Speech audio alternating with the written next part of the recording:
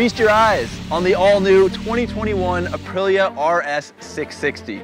It's powered by a brand new 659cc parallel twin that's supposed to be good for 100 horsepower. It is hung in a new chassis with an aluminum twin spar frame, adjustable suspension, and high-end brakes, and this bike has loads of technology and features. It's supposed to weigh just 403 pounds with 4 gallons of gas on board, and it's going to price in at $11,300. The RS660 represents a huge shift for Aprilia and for motorcycles in general because it's away from stratospheric rev limits and 200 horsepower and massive engines toward more reasonable performance figures and a more approachable bike.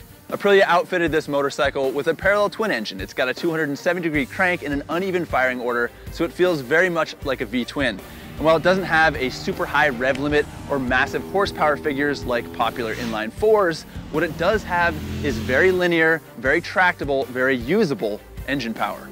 In terms of character, this engine has lots of it. It's got a nice loping idle, the vibrations are present but they're not annoying, and overall, the performance of it is exactly what you want for a street bike. There's loads of torque down low, but it also revs out to 11,500 RPM, so you've got a tractable, calm street bike, but you've also got a high revving, fun sport bike. What makes this motorcycle so versatile is the ergonomic package. It very much looks like a purebred sport bike, but the ergonomics are extremely well balanced. It has a wide, reasonable seat. It's got foot pegs that are low enough that you have plenty of leg room, and it's got clip-ons that are positioned a little bit above the top triple clamp in a very sensible position. The ergonomics are sporty enough that it feels very appropriate while attacking corners, but it's not so aggressive that it's uncomfortable on the highway. And as far as highway cruising goes, this motorcycle works really well.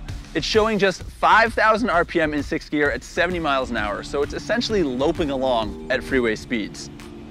As far as features and technology, the RS660 brings a whole new level of tech to this category of bike. It has the full Aprilia APRC electronics package plus some, so that includes multi-level traction control, cornering ABS, a TFT dash, a bidirectional quick shifter, and lots of other adjustments and technology. You might think that seems unreasonable or unnecessary in this category of bike, but having ridden the motorcycle for 200 miles today, I got to utilize everything, and it all has a function and it all serves a purpose.